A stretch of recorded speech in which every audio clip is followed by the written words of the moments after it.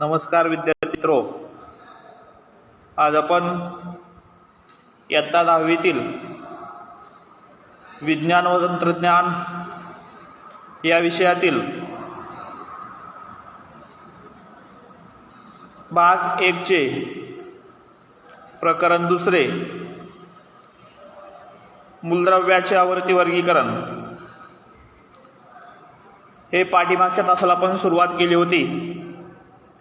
या प्रकरणातील आपण मूलद्रव्याचे वर्गीकरण, डोबेरायनरची त्रिके, न्यूलनची अष्टके, मेंडेलीवची आवर्त सारणी, मेंडेलीवच्या आवर्त सारणीतील गुण, मेंडेलीवच्या आवर्त सारणीतील दोष किंवा त्रुटी, आधुनिक आवर्ती नियम, आधुनिक आवर्त सारणी याची रचना, त्याचबरोबर आधुनिक आवर्त सारणीतील इलेक्ट्रॉनिक स्वरूपन,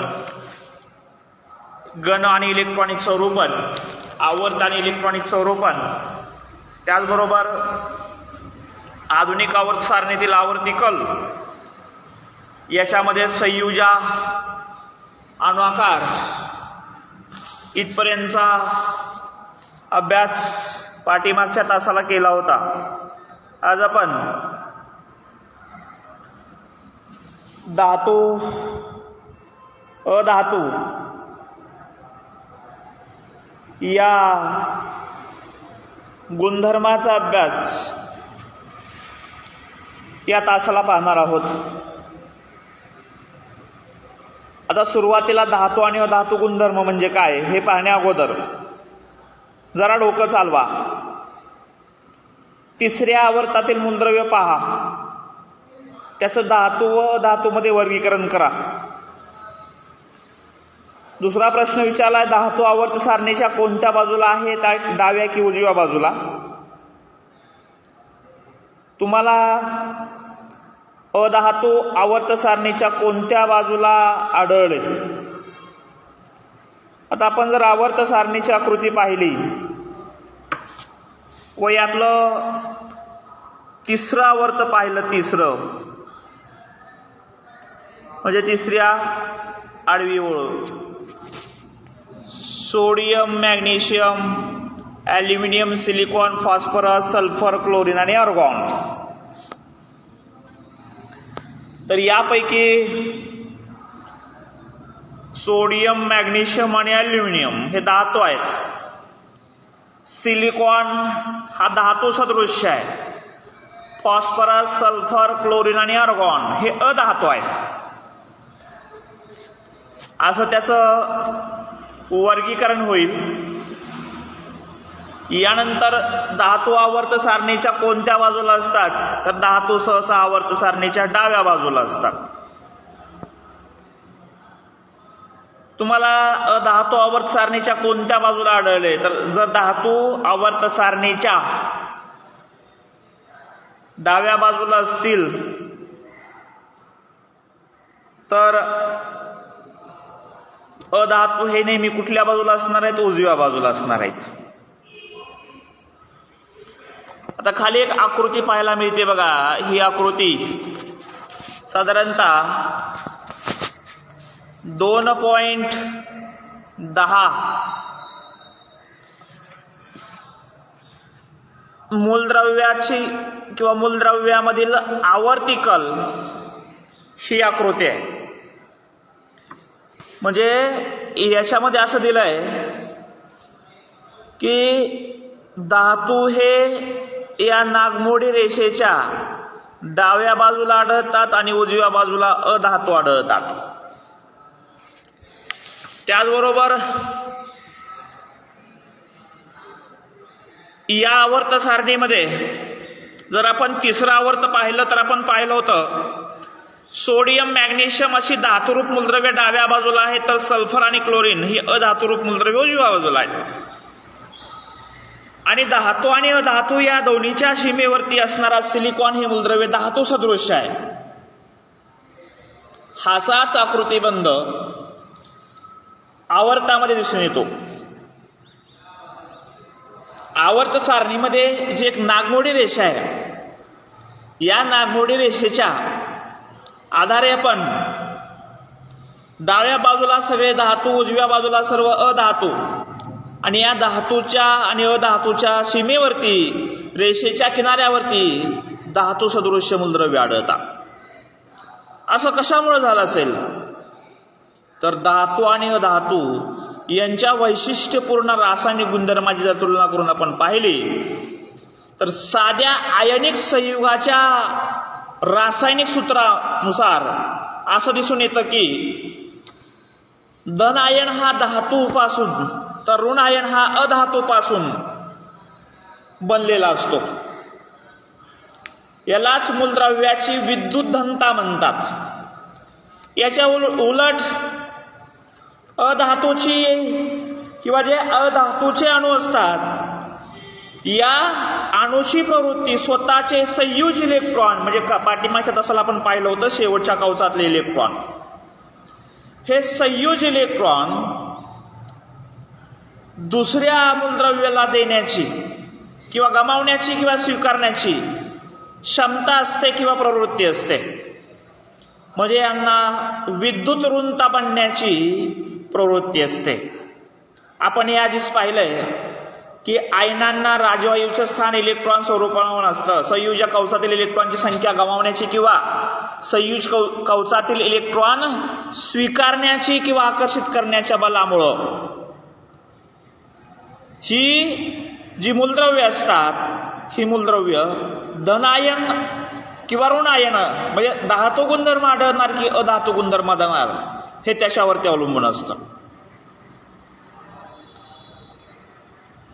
आता संयुज कवचातून इलेक्ट्रॉन गमावण्याची किंवा संयुज कवचात इलेक्ट्रॉन स्वीकारण्याची अणूची क्षमता कशी ठरते तर त्याच्या संयुज इलेक्ट्रॉनच्या संख्येवर, शेवटच्या कवचातील इलेक्ट्रॉनच्या संख्येवर कोणत्याही अणूतील सर्वच इलेक्ट्रॉन हे त्याच्यावर धनप्रभारित केंद्रकामुळं प्रयुक्त होणाऱ्या आकर्षण बलामुळं अणूमध्ये धरून ठेवले जातात. कारण मूलद्रव्याचा जर अणू घेतला तर त्याच्या केंद्रकात धनप्रभारयुक्त प्रोटॉन आणि न्यूट्रॉन आढळतात आणि त्या केंद्रकाच्या भोवती असणारे जे सहसा इलेक्ट्रॉन्स असतात म्हणजे ऋणप्रभारयुक्त हे इलेक्ट्रॉन्स त्या धनप्रभारांना केंद्रकाकडे आकर्षित करतात. म्हणजे संयुज कवचातील इलेक्ट्रॉन आणि अणु केंद्रक या दरम्यान आतील कवचातील इलेक्ट्रॉन्स असतात. त्यामुळे संयुज इलेक्ट्रॉनवर आकर्षण बल प्रयुक्त करणारा परिणामी केंद्रकीय प्रभार हा मूळ केंद्रकीय प्रभारापेक्षा थोडा कमी होतो. म्हणजे प्रोटॉनची संख्या आणि धातूमध्ये असणारी संयुज इलेक्ट्रॉनची संख्या ही 1 ते 3 असते. म्हणजे सहसा धातू हे 1, 2 किंवा 3 एवढे इलेक्ट्रॉन दुसऱ्या म्हणजे अधातूंना देऊ शकतात. ह्या संयुज इलेक्ट्रॉनवर प्रयुक्त होणारा परिणामी केंद्रकीय प्रभार सुद्धा कमी असतो. कारण या दोन्ही घटकाचा एकत्रित परिणाम म्हणजे धातूमध्ये संयुज इलेक्ट्रॉन गमावून स्थायी राजवायू स्वरूप नसलेल्या धनायन बनण्याची प्रवृत्ती असते. म्हणजे शेवटच्या कवचातले इलेक्ट्रॉन डोनेट देऊन टाकायचे आणि स्टेबल स्थिर व्हायचं. आणि मूलद्रव्याची ही जी प्रवृत्ती आहे अथवा विद्युत धनता म्हणजेच याला मूलद्रव्याचा धातू गुणधर्म म्हणायचं. म्हणजे एखादं मूलद्रव्य आपल्या बाह्यतम कवचातील संयुज इलेक्ट्रॉन जर दुसऱ्याला देत असेल तर त्या गुणधर्माला धातू गुणधर्म म्हणायचं. आता जर खालील आकृती पाहिली आपण मूलद्रव्यामधील आवर्ती कल तर आवर्तामध्ये डावीकडून उजवीकडे जाताना आपण निरीक्षण करा. डावीकडून उजवीकडे जाताना पहिला गुणधर्म अणूच्या त्रिज्येचा आकार कमी होतो हे काल आपण पाहिलं. कारण वाढत जाणारे विद्युत ऋणता आणि अधातू गुणधर्म म्हणजे आधुनिक आवर्त सारणी डावीकडून उजवीकडे जाताना म्हणजे आडव्या ओळीमध्ये आवर्तामध्ये मूलद्रव्याचा धातू गुणधर्म कमी होत जातो आणि अधातू गुणधर्म वाढतो म्हणजे विद्युत ऋणता वाढते. आणि कमी होत जाणारा विद्युत धनता आणि धातू गुणधर्म ही आवर्ताची वैशिष्ट्ये आहेत. आधुनिक आवर्त सारणीतील आवर्ताची वैशिष्ट्ये आहेत. आता गणामध्ये जर आपण पाहिलं, गण म्हणजे उभे स्तंभ, तर गणामध्ये वरून खाली जाताना अणूच्या त्रिज्येचा आकार वाढतो. काल आपण पाहिलं होतं का अणूच्या त्रिज्येचा आकार वाढतो, तर बाह्यतम कवचांची संख्या एक एक न वाढते, इलेक्ट्रॉनची नाही, कवचांची संख्या एक एक न वाढते. आणि कवचात इलेक्ट्रॉन वाढत गेल्यामुळं कवचांची संख्या वाढत गेल्यामुळं अणूचा आकार वाढतो आणि अणूच्या त्रिज्येवरून अणूचा आकार म्हणजे अणूची त्रिज्या वाढल्यामुळे अणूचा आकार वाढतो. त्याचबरोबर गणामध्ये वरून खाली जाताना विद्युत ऋणता कमी होते, म्हणजे अधातू गुणधर्म कमी होतो आणि विद्युत धनता वाढते. विद्युत धनता वाढते म्हणजे काय होतंय, तर धातू गुणधर्म वाढतो. बघा, धातू आणि अधातू गुणधर्म म्हणजे काय, मूलद्रव्याची इलेक्ट्रॉन देण्याची क्षमता, इलेक्ट्रॉन दिल्यामुळे मूलद्रव्याच्या केंद्रकात धनप्रभारांची संख्या वाढते. अर्थातच धनप्रभारांची संख्या वाढल्यामुळे धातूवरती जो धनप्रभार निर्माण होतो त्याला धातू गुणधर्म म्हणायचं. जर एखाद्या मूलद्रव्यानं दुसऱ्या मूलद्रव्याचं इलेक्ट्रॉन स्वीकारलं, भागीदारी केली, की केंद्रकाच्या बाहेर असणाऱ्या इलेक्ट्रॉनची म्हणजे ऋण प्रभारांची संख्या वाढली की त्याला म्हणायचं अधातू गुणधर्म. मग आधुनिक आवर्त सारणीत आवर्तात डावीकडून उजवीकडे जाताना काय होतोय, अधातू गुणधर्म वाढतोय आणि धातू गुणधर्म कमी होतोय. आणि गणामध्ये वरून खाली जाताना धातू गुणधर्म वाढतो आणि अधातू गुणधर्म कमी होतो, असा आवर्तिकल आढळतो. म्हणजे वास्तविक पाहता जर आपण आधुनिक आवर्त सारणीतील स्थानावरून म्हणजे एखाद्या मूलद्रव्याचं ठिकाण कुठं आहे याच्यावरून धातू गुणधर्माचा आवर्तिकल स्पष्टपणे समजून घेऊ शकतो किंवा सांगू शकतो. कारण गणामध्ये मूलद्रव्याच्या धातू गुणधर्माचा विचार जर केला तर आपण वरून पाहिलं की गणामध्ये वरून खाली जाताना एक एक कवच वाढत जातं, काल पाहिलं होतं. आणि कवचाची भर पडत असल्यामुळं केंद्रक आणि संयुज इलेक्ट्रॉन या दरम्यानचं अंतर वाढतं आणि परिणामी केंद्रक आणि बाह्यतम कवचातील संयुज इलेक्ट्रॉनचं अंतर वाढलं की केंद्रकावरील प्रभार कमी होतो आणि केंद्रकावरील प्रभार कमी होऊन संयुज इलेक्ट्रॉनवरील आकर्षण बल कमी होतं आणि संयुज इलेक्ट्रॉनवरील आकर्षण बल कमी झाल्यामुळं संयुज इलेक्ट्रॉन गमावण्याची अणूची प्रवृत्ती वाढते. तसंच संयुज इलेक्ट्रॉन गमावल्यावर उपांत्य कवच म्हणजे सगळ्यात शेवटून 2 नंबरचं बाह्यतमच्या आतलं उपांत्य, या कवचामध्ये पूर्ण अष्टक स्थिती असल्यामुळं म्हणजे 8 इलेक्ट्रॉन पूर्ण असल्यामुळं धन आयन विशेष असं स्थैर्य प्राप्त होतं, म्हणजे स्थिरपणा प्राप्त होतो. आणि स्थैर्य प्राप्त झाल्यामुळं इलेक्ट्रॉन गमावण्याची अणूची प्रवृत्ती आणखी वाढते आणि इलेक्ट्रॉन गमावण्याची अणूची प्रवृत्ती वाढते म्हणजेच काय, धातू गुणधर्म वाढतो. म्हणजे थोडक्यात अणुत्रिज्या म्हणजेच एका आवर्तात डावीकडून उजवीकडे जाताना बाह्यतम कवच तेच राहते, पाठीमागच्या आकृतीत आपण पाहिलं, मात्र केंद्रकावरील धनप्रभार वाढत गेल्यामुळं अणूच्या त्रिज्येचा आकार कमी होतो आणि त्या अणूच्या केंद्रकावरती प्रयुक्त होणारा म्हणजेच परिणामी थोडक्यात बल प्रयुक्त झाल्यामुळं केंद्रकीय प्रभार सुद्धा वाढतो. यामुळं संयुज इलेक्ट्रॉन गमावण्याची अणूची जी प्रवृत्ती आहे ही कमी कमी होत जाते. म्हणजे आवर्तामध्ये डावीकडून उजवीकडे जाताना मूलद्रव्याचा धातू गुणधर्म कमी कमी होत जातो. हे आपण आकृती क्रमांक 2.10 या आकृतीमध्ये आपण पाहिलं होतं. बघा, आवर्त म्हणजे आडव्या ओळी आणि गण म्हणजे उभे स्तंभ. म्हणजे थोडक्यात आवर्तात डावीकडून उजवीकडे जाताना अधातू गुणधर्म वाढतो आणि धातू गुणधर्म कमी होतो. गणामध्ये वरून खाली जाताना धातू गुणधर्म वाढतो, अधातू गुणधर्म कमी होतो. हा भाग आपण कालच्या तासाला पाहिला होता. आता जरा डोकं चालवा. मूलद्रव्याचा अधातू गुणधर्म कशामुळे असतो? दुसरा प्रश्न आहे, आवर्तामध्ये डावीकडून उजवीकडे जाताना मूलद्रव्याच्या अधातू गुणधर्मामध्ये किंवा गुणधर्म बदलण्यामागं काय कल अपेक्षित आहे? गणामध्ये वरून खाली जाताना मूलद्रव्याचा अधातू गुणधर्म बदलण्यामागं अपेक्षित कल काय असेल, त्याचं कारण विचारलंय आपल्याला. आता बघा, मूलद्रव्याचा अधातू गुणधर्म कशामुळे वाढतो? एखाद्या मूलद्रव्याची विद्युत घनता किंवा विद्युत ऋणता जेवढी जास्त तेवढी त्या मूलद्रव्याची अभिक्रियाशीलता जास्त असते. मग मूलद्रव्याचा अधातू गुणधर्म कशामुळे वाढणार?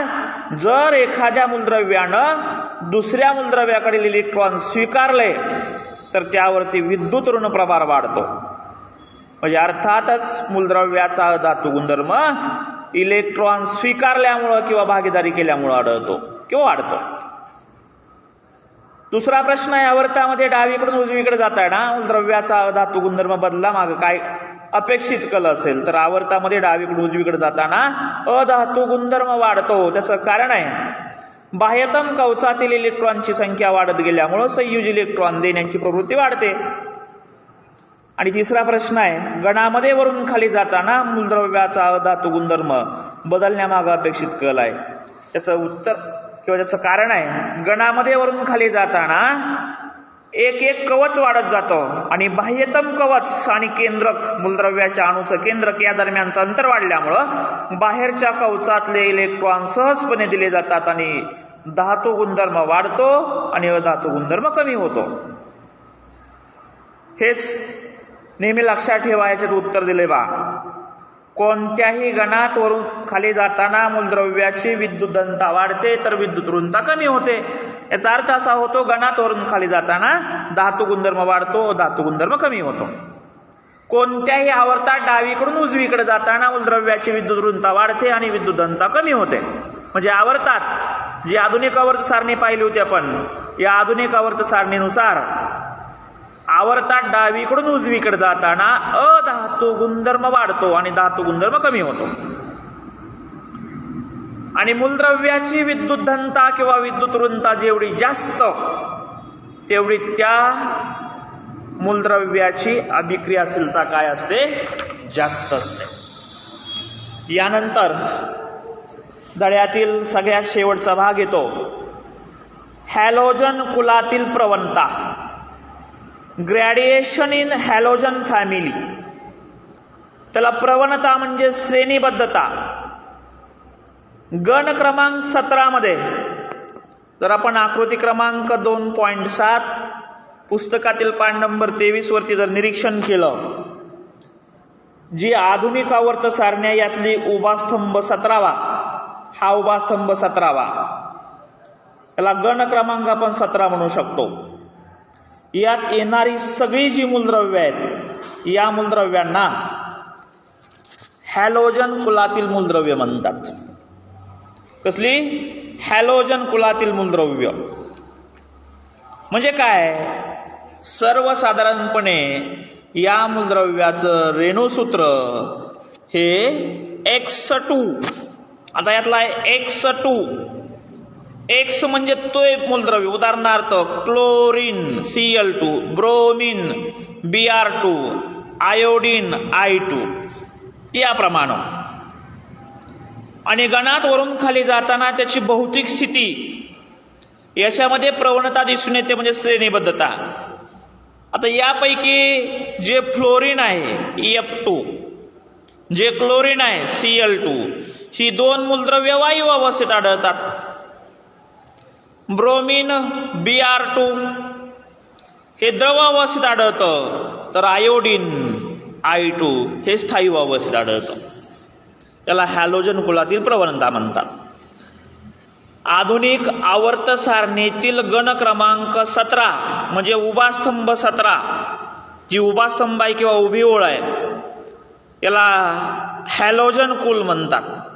म्हणजे ज्या मूलद्रव्याचं सर्वसाधारणपणे रेणुसूत्र X2 असतं, अशा मूलद्रव्यांना हॅलोजन कुळातील मूलद्रव्य म्हणतात. यानंतर इंटरनेट माझा मित्र जरा माहिती मिळवायला सांगितली बघा. इंटरनेटच्या साह्यानं निष्क्रिय वायू मूलद्रव्य म्हणजे जी 18व्या गणातली मूलद्रव्य आहेत ही कोणती आणि या मूलद्रव्याचा उपयोग काय. आता जर आपण आकृती क्रमांक 2.7 पाहिली तर या आधुनिक आवर्त सारणीच्या आकृतीमध्ये जो गण क्रमांक 18 आहे, helium, neon, argon, krypton, xenon, radon या मूलद्रव्यांना शून्य गणातील किंवा निष्क्रिय वायू मूलद्रव्य म्हणतात. त्याचे उपयोग कुठले इंटरनेटच्या साहाय्याने शोधायचे आणि सर्वांनी स्वाध्यायाच्या वहीमध्ये ते लिहायचे. त्याच्यावरती प्रकल्प आहे किंवा आपण त्याला उपक्रम म्हणू, ऍक्टिव्हिटी आहे स्वाध्यायामध्ये. यानंतर मूलद्रव्याचे शोध आणि विविध शास्त्रज्ञाचं कार्य या संदर्भातील ग्रंथालयातील सर्व पुस्तकाचं वाचन करा. ज्या पुस्तकातून हे प्रकरण घेतलंय, अंडरस्टँडिंग केमिस्ट्री, जाणून घेऊया रसायनशास्त्र, C.N. राव. त्याचबरोबर द पिरियडिक टेबल बुक, आधुनिक आवर्त सारणीचं पुस्तिका, व्हिज्युअल इन्सायक्लोपीडिया इन द एलिमेंट म्हणजे थोडक्यात आभासी मूलद्रव्याचे वर्गीकरण. त्याचबरोबर धड्यातील सगळ्यात शेवटचा भाग येतो, माहीत आहे का तुम्हाला, जर समजा M म्हणजे एखादं मेटल धातू असेल, त्याची जर पाण्याबरोबर अभिक्रिया झाली तर ते धातूचं ऑक्साईड तयार होतं. अभिक्रिया पहा पान नंबर 28 वरती, माहीत आहे का तुम्हाला. याच्यामध्ये यातला M म्हणजे मेटल आहे म्हणजे धातू आहे, H2O म्हणजे पाणी आहे आणि MH2O म्हणजे धातूचे ऑक्साईड तयार होते. H2O म्हणजे धातूचे हे काय आहे, ऑक्साईड आहे. म्हणजे हे ऑक्साईड हायड्रॉक्साईड प्रकारामध्ये येतं आणि याच्या अभिक्रियेतून हायड्रोजन वायू मुक्त होतो.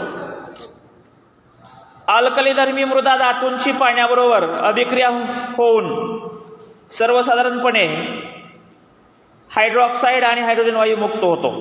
आता उदाहरणार्थ गण क्रमांक 2 मधील बेरियम असेल, मॅग्नेशियम असेल, कॅल्शियम असेल, स्ट्रॉन्शियम, बेरियम किंवा बोरॉन असेल, ही जी अल्कधर्मी मृदा धातू असतात या रासायनिक अभिक्रियेमध्ये सुद्धा प्रवणता दिसून येते. म्हणजे दुसरं जे गण आहे या दुसऱ्या गणामध्ये येणारी सगळी मूलद्रव्य अल्कलीधर्मी धातू मूलद्रव्य असतात. म्हणजे अभिक्रियाशीलता वाढत जाते, त्यामुळे अभिक्रिया होण्याची सहज गुणधर्म वाढतो. आणि बेरिलियमची असेल पाण्याबरोबर अभिक्रिया होत नाही, मॅग्नेशियमची पाण्याबरोबर अभिक्रिया होते आणि मॅग्नेशियमची पाण्याबरोबर अभिक्रिया न होता फक्त पाण्याच्या वाफेबरोबर अभिक्रिया होते.